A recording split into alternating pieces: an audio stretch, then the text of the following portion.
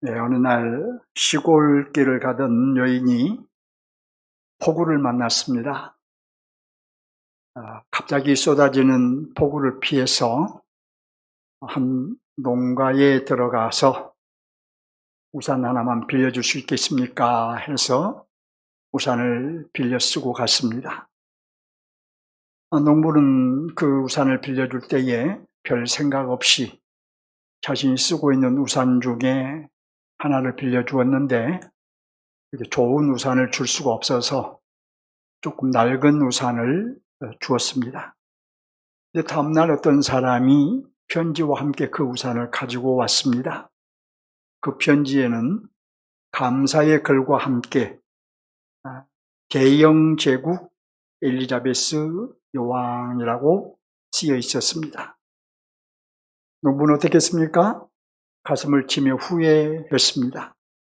여왕님이신 줄 알았더라면 정성을 다해서 대접했을 텐데, 또 가장 좋은 우산을 드렸을 텐데, 여왕을 여왕으로 모시지 못하고 제대로 접대하지 못했던 실수가 이 농부의 마음을 평생 점했습니다. 성경은 이렇게 말합니다. 세상이 그를 알지 못하였고 자기 땅에 오매 자기 백성이 영접하지 아니하였다. 왕이 오셨습니다. 왕이 자기 땅에 오셨습니다. 그런데 사람들은 왕을 알아보지도 못하고 영접하지도 않았다는 것입니다. 오늘 본문에서 18절과 20절에서 두 번에 걸쳐서 성령으로 잉태되셨다라는 말을 분명히 말합니다. 그리고 그 아기의 이름을 예수라고 알려주며, 그 예수라는 이름의 뜻이 뭐냐? 자기 백성을 저희 죄에서 구원하실 자라, 이렇게 말하고 있습니다. 우리는 오늘 이 성탄절을 맞이해서 그저 기뻐하고 즐거워하고 그렇게 지날 것이 아니라 이 땅에 오신 예수님을 정확하게 알고 그분에 대한 우리의 마음, 믿음, 태도가 분명해야 할 것입니다. 첫째, 아기 예수님은 성령으로 잉태되셨습니다. 믿으십니까? 오늘 여러분이 좀 믿음을 스스로 고백하시고 또 확인하시고 또 저도 좀 확인하며 가겠습니다. 아담의 후손 중 생물학적인 법칙을 초월하여 태어난 사람은 단 한 사람도 없습니다. 생물학적인 법칙을 초월해서 태어났다는 것은 어머니와 아버지를 통해서 태어난 사람을 말하죠. 그런 사람은, 그 법칙을 초월한 사람은 한 사람도 없어요. 그러나 예수님은 달랐습니다. 예수님은 성령으로 잉태되셨습니다. 하나님의 초월적인 능력으로 잉태되신 것입니다. 이는 마리아가 잉태한 예수님은 하나님이심과 동시에 사람임을, 완전한 사람임을 의미합니다. 하나님의 영이신 성령으로 잉태되셨으니 하나님이신 것이죠. 또한 한 여인, 마리아라는 한 여인의 몸을 통해서 나셨으니 완전한 사람이신 것입니다. 다만 다른 점이 딱 하나 있는데 그건 죄가 없으시다는 거예요. 우리와 같은 육체를, 몸을 입고 오셨지만 우리는 태어나면서 다 죄인으로 태어납니다. 아담의 후손으로서. 그러나 예수님은 죄가 없으십니다. 그럼 왜 예수님이 성령으로 잉태하셔야 했을까요? 우리는 가끔 묻습니다. 왜 성령으로 잉태되어야 했을까? 의문을 품습니다. 또 누군가가 우리에게 질문하기도 합니다. 여러분, 만일 성령으로 잉태되지 않으셨다면 하나님이 아니실 뿐만 아니라 우리와 동일한 죄인이시고 예수님이 우리와 동일한 죄인이시라면 결탄코 우리의 구원자가 되실 수 없기 때문에 성령으로 잉태되신 거예요. 소경을 운도할 수 없지요? 그래서 예수님이 죄인으로 오셨다면 죄인들을 구원하시는 구세주가 되실 수 없는 거예요. 그러니 성령으로 잉태되셔서 우리의 구원자로 오시는 것이 하나님이 뜻이었던 거예요. 예수님이 성령으로 잉태되셨다. 우리가 신앙 고백을 할 때마다 주일날 성령으로 잉태되셨다는 것을 고백하는데 그냥 단순한 고백이 아니라 습관적인 고백이 아니라 그 고백을 할 때마다 예수님이 하나님의 초월적인 방법으로 오신 곧 성령으로 잉태되신 분이라는 것을 여러분 마음속에 깊이 고백하는 시간이 되기를 주님의 이름으로 축원합니다. 예수님은 육신을 입고 오셨어요. 그러나 예수님은 하나님이십니다. 예수님의 몸은 마리아의 살과 피로 조직되었습니다. 우리가 부모의 태중에서 어머니의 살과 피로 우리가 조직된 것처럼 예수님도 마리아의 몸에서 살과 피가 조직되었습니다. 그러나 죄만 없으실 뿐 완전한 인간이시지만 완전한 인간이에요.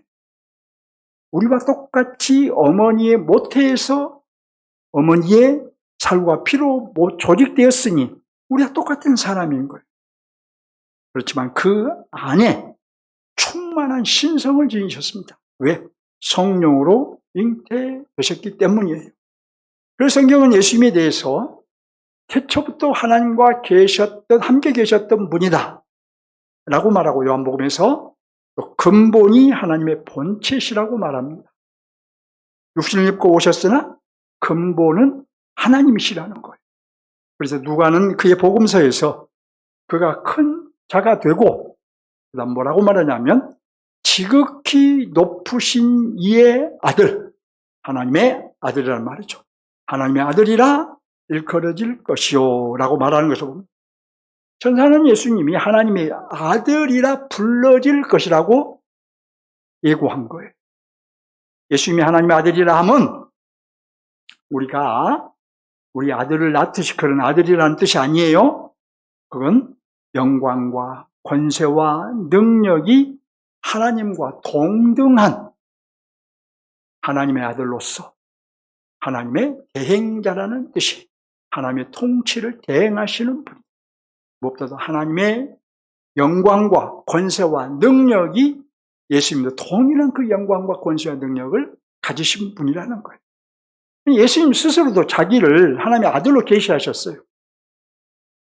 사람들이 예수님을 하나님의 아들로만 부른 것이 아니라 예수님 자신이 내가 하나님의 아들이다라고 계시하셨어요. 특별히 자기를 독특하게 인자라고 불렀습니다. 이 인자라고 부르신 것은 예수님이 자기를 부른 자기 호칭이에요. 예수님만이 자기를 두고 인자라고 했어요. 제자들도 예수님을 인자라고 부르지 않았어요. 누구도 예수님을 인자라고 부르지 않았어요. 그것은 자기가 예수님 자신이 하나님의 아들이심을 계시하신 거예요. 내가 하나님의 아들이다라고 말씀하신 거예요. 그 인자라는 호칭을 통해서. 왜냐하면 다니엘 7장 14절을 보면 한 사람 같으니, 인자죠. 한 사람 같으니, 이 한 사람 같으니가 구름을 타고 하나님께 나아가서 영광과 권세와 나라를 받는 장면이 나옵니다. 다니엘이 환상 가운데 보았는데 인자 같은 이가 구름을 타고 하나님께 나아가서 영광과 권세와 능력을 하나님께로부터 받아요. 이 한 사람 같은 이가 하나님께로부터 영광과 권세와 나라를 받았다라는 이 말은 그분이 바로 그 영광과 권세와 나라를 받은 그분이 바로 하나님의 아들이라는 뜻이에요. 그러니까 다니엘이 보았던 그분이 바로 하나님의 아들이에요. 하나님의 아들만이 아버지의 영광과 권세를 받아서 대행하실 수 있는 것입니다. 그런데 예수님은 자기가 바로 다니엘 7장 14절에 나온 그 인자, 그 사람의 아들이라는 의미로 자기를 인자라고 부른 거예요, 스스로. 다니엘 7장 14절을 배경으로 다니엘 7장 14절에 인자 같은 이가 구름을 타고 하나님께 나가서 나라와 권세와 영광을 받았는데 바로 그분이 하나님의 아들이신데 예수님 자신이 내가 바로 그 인자다. 다니엘 7장 14절에 나온 그 인자가 바로 나다. 그 사람의 아들이 바로 나다. 이렇게 계시하신 거. 이런 것 하나님, 예수님 자신이 하나님의 아들이다라고 스스로 계시하신 거예요. 하나님의 아들이심을 믿으시죠? 아멘을 하려면, 기왕하려면 크게 하세요. 나는 여러분에게 항상 불만이 하나 있는데 아멘을 작은 소리를 한다는 거. 그래서 어떤 분이 우리는 큰 소리 하는데 목사님이 못 들은 것 같아요. 그래서 그거 그렇잖아요. 여러분 다 더 잘 들을 수 있는 제가 이 장치를 딱 장착하고 있어서 크게 한지 적게 한지 다 알아요. 하나님의 아들이신 줄 믿으십니까? 예, 믿으세요. 이 믿음이 곧 우리를 살리는 구원하는 믿음. 또 예수님은 이렇게 하나님이신데, 하나님의 아들이신데, 하나님의 아들이라는 것은 하나님이라는 말이에요. 또 동시에 우리와 동일한 인간이에요. 다만 우리와는 달리 죄가 없으세요. 우리가 모태에서 모친의 살과 피로 조직되어 태어난 것처럼 예수님도 마리아의 살과 피로 조직되어 태어나셨기에 예수님도 우리와 동일한 사람이십니다. 그렇지만 예수님은 우리들처럼 생물학적인 방식으로 출생하신 것이 아니고 하나님의 초월적인 능력으로 곧 성령에 의해 잉태되셨기 때문에 우리와 같은 사람이지만 죄는 없으신 거예요. 우리는 아담의 후손이나 예수님은 아담의 후손이 아니시기 때문에 죄가 없으신 거예요. 그래서 여러분, 우리가 신앙생활을 하면서 예수님이 하나님이시라는 것을 많이 강조합니다. 그런데 예수님이 우리와 같은 사람이라는 것은 잘 강조를 안 해요. 근데 그건 예수님이 하나님이심을 부정하는 것도 이단이지만 예수님이 사람이심을 부정하는 것도 이단인 거예요. 그래서 예수님은 하나님이시고 동시에 사람이시다. 이것을 분명하고 확고하게 고백을 해야 그 믿음이 정통신앙, 바른 신앙인 거예요. 그러니 예수님은 하나님이시며 또한 우리와 동일한 사람이시다 라는 이 가르침에, 이 말씀에 여러분 역시 아멘으로 받아들일 겁니다. 자, 근데 우리는 여기에서 이제 분명히 해야 할 점이 있어요. 그러면 왜 하나님이 사람으로 오셔야 했을까요? 말씀으로 세상을 창조하신 하나님께서 비천한 사람으로 오시지 않고도 모든 일을 하실 수 있음에도, 우리의 죄를 사하시기 위해서 오셨다면 내가 너희 죄를 사하노라라고 말씀만 하셔도 될 터인데 왜 굳이 비천한 사람의 몸을 입고 오셨겠느냐는 거예요. 죄를 지은 당사자가 그 값을 치러야 하기 때문입니다. 사람이 죄를 지었기 때문에 사람이 그 죄값을 치러야 하기 때문이에요. 하지만 사람 중에는 아무도 인류의 죄값을, 저와 여러분의 죄값을 치러줄 사람이 치러줄 자가 없습니다. 왜냐하면 의인은 없나니 하나도 없다는 말씀처럼 아담의 후손은 모두가 다 동일한 죄인이기 때문에요. 죄인이 어떻게 죄인을 대신해서 죄값을 치르겠습니까? 죄를 지으면 죄를 지은 그 당사자가 죄를 치러요. 자, 우리 인간 사회의 법도 아버지가 죄를 지은데 아들이 대신 내가 감옥에 갈게요. 있을 수 없어요. 내가 사랑하는 자녀가 죄를 지어도 내가 부모로서 내가 대신 자녀의 죄값을 치르겠습니다. 나를 대신 감옥에 가게 해주세요. 할 수 없어요. 죄를 지으면 죄를 지은 당사자가 그 죄값을 치러야 그 죄값이 치러지는 거예요. 그러니까 인간은 죄인인지라 인간이 죄값을 치러야 되는데 아담의 후손 중에는 누구도 우리의 죄값을 치러줄 존재가 없어요. 그러니 하나님께서 사람으로 오셨습니다. 인간의 몸을 입고 오신 거예요. 결국 예수님의 성육신은 우리의 죄 때문에 발생한 것입니다. 하나님의 아들이 성령으로 잉태되어 사람으로 오신 것은 우리의 죄 때문이었던 거예요. 자, 우리는 이 성탄 아침에 아기 예수를 생각하면서 그 안에 충만한 신성을 생각해야 합니다. 아기 예수, 그 말구에 누우신 아기 예수, 그 아기 예수를 한번 여러분 생각해 보세요. 상상해 보세요. 근데 그 아기 예수 안에 신성이 충만했다. 30세가 돼서 공생애를 시작할 때 신성이 충만한 것이 아니라 이미 말구에 누워 계신 그 아기 예수께 신성이 충만했다. 하나님이시니까요. 우리를 구원하기 위해서 비록 피조물로 오셨지만 아기 예수는 하나님의 영광과 권세를 받은 하나님 나라의 왕이시라는 것을 우리는 분명하게 고백해야 합니다. 그리고 그에게 최고의 경배를 드리는 것이 옳다. 그래서 우리가 오늘 아침에 모인 거예요. 근데 이 아침에 우리는 오직 아기 예수만 생각해야지 세상 사람들처럼 남편에게 선물을 받을 건 없을까? 이 성탄절. 부인이 혹시 나를 위해서 좋은 선물을 준비하지 않았을까? 우리가 주인공이 되면 안 된다는 것. 전에 주일학교가 좀 많이 모였을 때 제가 이런 얘기를 하면은 아이들을 키우면서 아이에게 뭔가 꿈을 안겨주고 싶고 그런데 그러지 말라고 하니까 좀 불편했던 분도 없잖아. 있었을 것 같아. 지금 생각해. 그런데 제가 말씀드린 것이 맞습니다. 주인공은 예수님이에요. 우리가 아닙니다.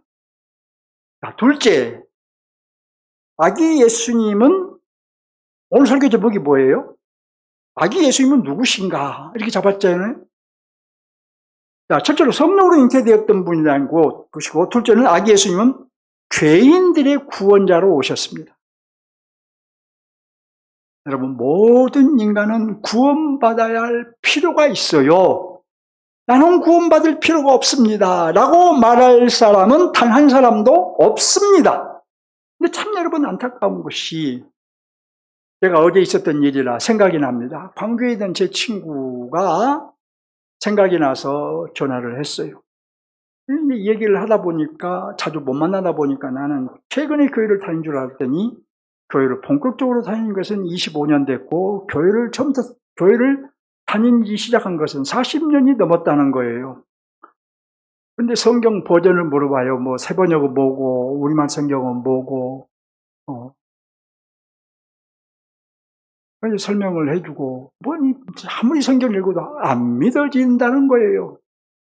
자기 부인은 쉽게 믿는데 왜 나는 안 믿어지냐는 거예요. 그런 사람도 있어요. 근데 그런 사람들이 부활이 믿어지며 이 성육신이 믿어지겠습니까? 안 믿어지죠. 안 믿어지니까. 그럼 너는 구원받지 못한 거야. 냉정하게 얘기해버렸죠. 구원받기 위해서는 공부에 거기 가서 공부도 하고 성경도 좀 진지하게 읽고 그러다 안 되면 나 찾아와. 여러분, 죄인들이 구원자로 오셨다는 것, 자신이 죄인이라는 것을 인정을 해야 돼요. 자신이 죄인이라는 걸 인정하지 않은 거예요. 제가 다음에 그 친구가 꼭 얘기를 해주고 싶어요. 너 죄인이야. 그걸 인정해야 돼. 구원받아야 할 필요, 첫 번째는 죄인이기 때문에. 성경은 모든 사람이 죄인임을 분명하게 말합니다. 로마서 3장 23절을 보면 모든 사람의 죄를 범하였으며 하나님의 영광에 이르지 못하더라. 로마서 5장 8절을 보면 우리가 아직 죄인 됐을 때에 그리스도께서 우리를 위하여 죽으심으로 라고 말하고, 로마서 5장 12절을 보면 그러므로 한 사람으로 말미암아 죄가 세상에 들어오고 죄로 말미암아 사망이 들어왔나니 이와 같이 모든 사람이 죄를 지었으므로 사망이 모든 사람에게 이르렀느니라. 또 에베소서 2장 1절을 보면 그 허물과 죄로 죽었던 너희를 살리셨다. 근데 성경이 일관된 주장이 뭐냐? 모든 사람은 죄인이라는 거예요. 인간이 죄인이라 하면 구원받아야 될 필요가 있다는 말이 되겠죠? 죄인이기 때문에 구원을 받아야 돼요. 구원받아야 될 절대적인 필요가 있는 거예요. 저와 여러분도 구원받아야 될 필요가 있어서 구원받은 것이지, 우리가 구원받을 필요가 없는데 구원받았겠습니까? 그러니까 제가 요 근래에 회개에 대한 얘기를 몇 번 했죠. 회개하면 우리가 이 땅을 살아가면서 지은 죄도 회개를 해야 되지만, 근본적인 이 죄, 주님, 내가 아담의 후손입니다. 내가 아담의 후손으로 나는 태어날 때부터 죄인으로 태어났습니다. 아니, 어머니 모태에 있을 때부터 죄인이었습니다. 죄인으로 태어나서 그 죄성을 가지고 살아왔습니다. 그러나 주님이 나를 부르셔서 구원 주셨으니, 그러면서 우리가 이 근본적인 죄를 회개하고, 또한 우리가 인생을 살아가면서 지었던 죄들도 해결을 해야 되겠죠. 근데 이 근본적인 죄를 해결하지 않고 자꾸 윤리적 도덕적인 관점을 적용해서 이 세상 살아가면서 지은 죄들만 회개하면 근본적인 것을 해결하지 못했으니 회개라고 말할 수가 없는, 저와 여러분들 구원받아야 될 필요가 있었습니다. 이걸 인정하시기 바랍니다. 지금 분명하게 인정하시고, 자, 우리 중에 혹시 아직도 나는 죄인이었다는 것을 인정하지 못한 분이 있다면 지금 이 시간에라도, 그렇구나, 나는 아담의 후손이구나. 아담의 후손이라는 건 다 죄인이라는 거예요. 여러분, 아담이 범죄함으로 아담의 허리에서 나온 모든 사람은 다 죄인인 거예요. 그러니 우리도 죄인으로 태어났던 것이죠. 이것을 인정하셔야 돼요. 그리고 이것을 회개해야 돼요. 모든 인간이 구원받아야 될 두 번째 이유는 사단의 사악한 통치를 받고 있기 때문이에요. 요한복음 8장 44절을 보면, 너희는 너희 아비 마귀에게서 났으니 너희 아비의 욕심대로 너희도 행하고자 하는, 여기 마귀는 사단을 의미해요. 에뱀, 마귀, 사단이라 요한계시록에서 봤죠, 우리가?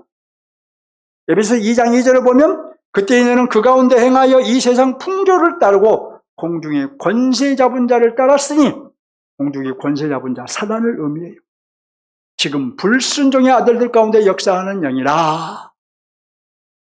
특히 우리가 복음서를 보면 예수님은 많은 사람들에게서 사단을 쫓아내셨습니다. 타락한 인간은 눈에 보이지 않지만 이 사단의 통치하에 있다는 것 역시 성경의 일관된 주장이에요. 이건 역시 모든 인간은 구원받아야 할 필요가 있다는 말인 것이죠. 저와 여러분도 구원으로 사단의 통치에서 해방된 줄 믿으시기 바랍니다. 사단의 통치, 사단의 억압에서 우리는 해방되었어요. 예수님은 하나님을 떠난 인간, 즉 사단의 통치하에 있는 인간의 실존. 그러니까 우리가 하나님을 떠났다면, 우리가 사단의 통치하에 있다면 지금 나는 어떤 존재인가, 내 실존은 어떠한가, 내 실존은 어떤 모습인가, 이것을 예수님이 비유로 말씀하셨어요. 아주 우리가 잘 깨닫도록 말씀해 주시죠. 그것이 바로 탕자 비유입니다. 하나님을 떠난 죄인으로서 사단의 통치하에 있는 인간은 하나님과 단절되어 버렸죠. 하나님과 관계가 끊겨버렸죠. 그래서 탕자가 아버지 집을 떠난 것처럼 하나님과 관계가 단절되어서 이제 자기의 힘으로 살게 됩니다. 내 힘으로, 자신의 힘으로 살아야 돼요. 자기 힘으로 살아가야 하는 탕자를 생각해 보세요. 아버지 집을 떠나서, 아버지를 떠나서 자기의 모든 것을 다 분깃을 가지고 나와서 방탕하에 쓰고 이제 혼자 살아가야 돼요. 아버지 집에는 먹을 것이 많지만 자기가 벌어서 먹어서 살아야 돼요. 근데 이 자기 힘으로 살아가야 하는 탕자는 어떻게 됐습니까? 유대인들이 가장 싫어하는 동물이 뭐냐면 돼지예요. 가장 더럽게 생각하는 짐승이 뭐냐면 돼지예요. 그런데 아버지를 떠나서 자기 힘으로 살아가야 하는 이 탕자는 바로 그 돼지를 치게 되었고, 유대인들이 가장 싫어하는 돼지죠. 배가 고파서 돼지가 먹는 열매를 먹으며 배를 채워야 했어요. 지금 이 비유는 여러분, 유대인들에게 하신 비유예요. 물론 이방인들에도 하신 말씀이지만 이 비유를 듣는 사람들 대부분이, 예수님의 비유를 듣는 사람들 대부분이 유대인들이에요. 그러니까 유대인들에게 너희가 바로 이런 존재다. 아버지 집을 떠나서 돼지의 주염 열매를 먹고 있는 그 탕자와 같은 존재가 바로 너희들이다 라고 말씀하신 것이죠. 또 우리들에게도 그렇게 말씀하신 것이죠. 탕자가 아버지를 떠나지 않았다면 아버지의 사랑 안에서 아버지의 것을 다 누리며 행복하고 풍성하고 복된 삶을 살았겠죠. 이 탕자 비유는 하나님을 떠난 인간들의 실존, 곧 사단의 통치하에 살아가는 인간의 실존을 그리는 비유입니다. 그런지 모든 인간은 절대적으로 구원이 필요해요. 다 탕자와 같아요. 저와 여러분도 사실은 탕자와 같았어요. 그런데 우리를 구원하셨으니 감사한 거죠. 그래서 하나님은 인간을 긍휼히 여기시사 인간을 죄에서 구원하시기 위해서, 즉 사단의 억압에서 해방하시기 위해서 구원자 예수 그리스도를, 곧 메시아를 보내셨습니다. 그분은 예수라는 이름을 가진 분, 2000년 전에 예수라는 이름을 가지고 태어난 분이에요. 그분은 자기 백성을 저희 죄에서 구원하실 분이고, 성경이 말한 대로, 천사가 말한 대로 자기 백성을 구원하시기 위해서 죽으시고 부활하셨어요. 마리아 몸에 잉태되었을 때 천사가 말했죠. 아들을 낳으리니 이름을 예수라 하라. 이는 그가 자기 백성을 그들의 죄에서 구원하실 자다. 여러분, 예수님은 우리의 구원자로 오셨음을 분명히 믿으시기 바랍니다. 우리가 왜 예수님을 믿어야 되는가? 그분이 우리의 구원자이시기 때문에, 하나님이 보내신 구원자이시기 때문에 믿는 것이죠. 하나님이신 그리스도가, 말씀이 육신이 되어, 여호와의 말씀이 육신이 되어 왔다. 육신이 되어 왔다는 건 성육신 하셨다는 거예요. 그분이 바로 예수님이십니다. 그러니까 하나님이신 그리스도가 예수님으로 오셨습니다. 저와 여러분을 죄에서 구원하시기 위해서 오셨고, 사단의 통치에서 해방하시기 위해서 오셨습니다. 예수님이 십자가에 죽으신 것도 구원자로서 우리의 구원을 이루시기 위해 십자가에 죽으시고 부활하신 것이죠. 이렇게 죄인들을 구원하시면 하나님의 뜻이에요. 또 구원자를 보내셔서 죽으시고 부활을 통해 구원하신 것, 하나님의 뜻이에요. 이게 여기서 조금 여러분에게 생소한 얘기가 좀 어려운 얘기가 될 수 있는 것은, 하나는 그리스도를 통하여 인류의 구원이라기보다는 인류를 하나님의 백성으로 완성시키는 것은 하나님의 경륜이에요. 그런데 중간에 죄가 개입을 해서 그 그리스도가 사람으로 오셔서 구원하셔서 우리를 하나님의 백성으로 완성시켜 가시는 거예요. 이런 차이가 있다는 것도 참고로 기억하시면 좋겠어요. 그래서 지극히 예수님이 탄생하셨을 때 천사는 하나님의 뜻이기 때문에 지극히 높은 곳에서는 하나님께 영광이요, 땅에서는 하나님이 기뻐하신 사람들 중에 평화로다, 이렇게 찬송을 했던 겁니다. 하나님의 뜻을 이루기 위해 오셨으니 하나님의 영광입니다. 죄인들을 구원하시기 위해서 오셨으니 하나님의 기뻐하심을 입은 자들, 하나님의 구원받기로 예정된 자들에게는 평화인 거죠. 그분이 오셔서 하나님과 원수된 우리와 하나님의 관계를 화목케 하셨고, 우리를 사단의 통치에서 그 억압에서 해방시켰으니 우리에게는 평화인 거죠. 우리는 이 성탄 아침에 그러므로 참 자유, 참 평강을 주신 아기 예수님을 경배해야 합니다. 다시 말씀드리지만 주인공은 예수님이세요.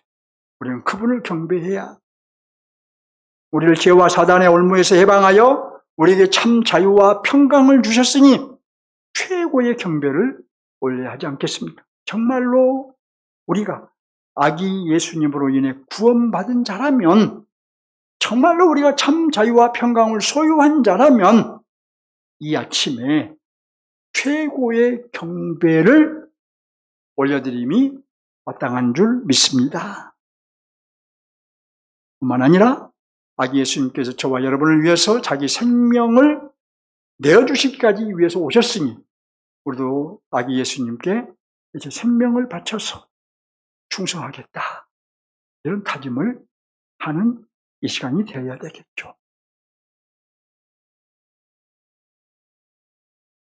또 여러분, 세상 사람들이 성탄을 맞는 것을 보면 마치 자신들이 주인공인처럼 착각을 합니다. 그러나 성탄의 주인공은 다시 말씀드리지만 예수님이에요. 축하를 받고 선물을 받아야 할 존재는 우리가 아니라 예수님이십니다. 또 세상 사람들은 예수님이 어떤 분인지도 모르고 그를 영접하기는커녕 무례히 행합니다.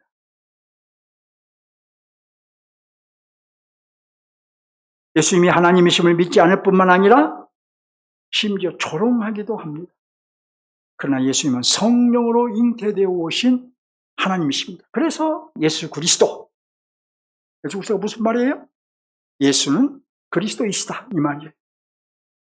예수 그리스도, 예수는 그리스도이시다. 그리스도는, 그리스도가 바로 예수님이시다. 그리스도, 하나님이신 그리스도가 육신을 입고 예수님으로 오신 것이죠. 세상 사람들은 왜 예수님이 오셨는지도 몰라요. 믿지도 않고. 믿지 않을 뿐만 아니라 몰라요. 자신들의 실존, 곧 죄인됨을 부정하기 때문이에요. 그러나 예수님은 우리의 죄 때문에 하늘의 영광을 버리고 천한 인간의 몸을 입고 오셨으며 우리를 죄와 사단의 통치에서 구원하시기 위해서 이 땅에 오셨습니다. 이렇게 하나님이신 그분이 비천한 인간의 몸을 입고 오신 것은 나를 살리시기 위함이다 라는 말씀을 들으면서도 우리 마음속에 감사가 일어나지 않는다면 곤란하죠? 문제가 있죠. 구원의 감격과 감사가 우리 안에 늘 있어야 될 이유는 우리는 비천한 인간이고 우리를 구원하시기 위해서 오신 분은 예수 그리스도, 그분은 바로 하나님이시기 때문에 그걸 생각할 때마다 감격과 감사가 우리 안에 있어야 될 것입니다. 별로 없는 분은 고민이 좀 돼야 되겠죠. 왜 별로 없을까? 내 안에 충만한 것이 무엇인가를 보세요. 내 안에 충만해 있는 것이 세상 것이면 구원의 감격과 감사도 미미해요. 내 안에 주님이 충만히 계시면, 말씀이 충만하면 구원의 감격과 감사가 그만큼 커집니다.